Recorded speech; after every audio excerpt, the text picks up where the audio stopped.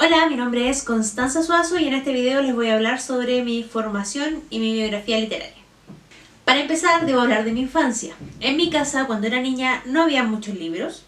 De hecho, apenas un par de cuentos heredados y uno que otro diccionario. Por lo tanto, mi primer acercamiento voluntario con la literatura fue en la casa de mis abuelitos. Allí encontré una compilación de leyendas y mitos, de los cuales aún recuerdo la historia de Narciso, que enloqueció de amor por sí mismo, y algunos mitos y leyendas chilenos, por supuesto, que me sirvieron más adelante para asustar a mis primos en las vacaciones. De esta etapa puedo recalcar dos hitos fundamentales. Primero, la presencia de mis tías como mediadoras, porque ellas fueron quienes me leyeron cuentos por la noche y por lo tanto quienes potenciaron mi amor por la literatura. Y además de eso, un día en casa recuerdo que alguien tocó la puerta y era un vendedor de libros. Yo no sé si en la actualidad hay vendedores de libros, pero cuando yo era pequeña era muy frecuente que pasaran personas, hombres y mujeres, vendiendo libros por las casas. Estos libros eran enciclopedias, diccionarios, novelas, cuentos, etc. Y tenían la particularidad de que se podían pagar en cuotas.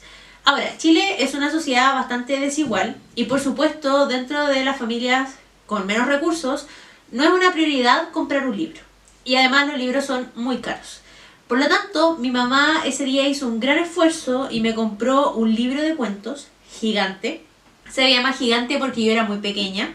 Pero ese libro de cuentos lo leí un montón de veces y mi cuento favorito era La cuidadora de gansos.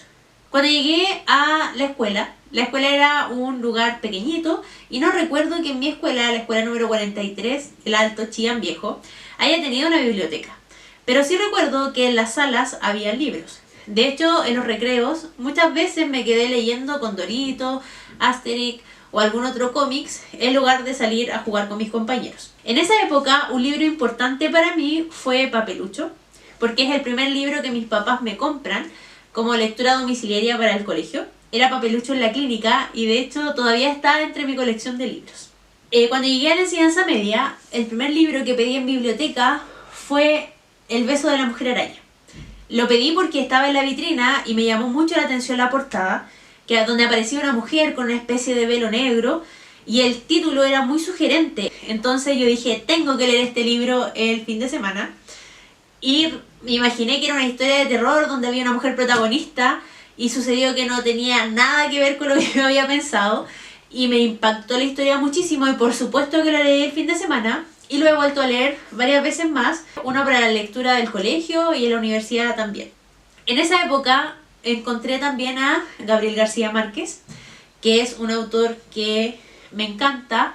De hecho, el primer libro que leí de él fue La increíble y triste historia de la Cándida Heréndira y su abuela desalmada, que es un libro cuyo título es muy largo, pero su contenido no es tan extenso. De hecho, en aquel tiempo mis papás no me dejaban quedarme despierta hasta tan tarde en la noche. Tuve que quedarme oculta bajo las colchas con una linterna para terminar de leerlo y saber qué le pasaba a la pobre Cándida que había sufrido tanto en ese libro y si iba a poder ser feliz. Más adelante me encontré con Crónicas de una muerte anunciada y con 100 años de soledad, dos libros que también me fascinan mucho. Y leí también La casa de los espíritus de Isabel Allende por el colegio. Descubrí por supuesto esos puntos en común que habían entre las dos obras que la hacen mucho más interesante. Claro está que La casa de los espíritus se basa en un contexto chileno, ¿verdad? Con nuestros terremotos, la dictadura que marca un hito dentro del libro y un montón de otras cosas que uno va reconociendo en su sociedad que están ahí son parte del libro.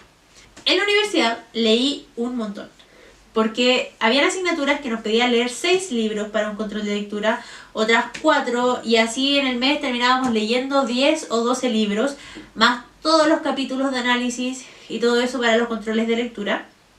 Y en la universidad se forma mi canon literario en cuanto a literatura clásica, por supuesto.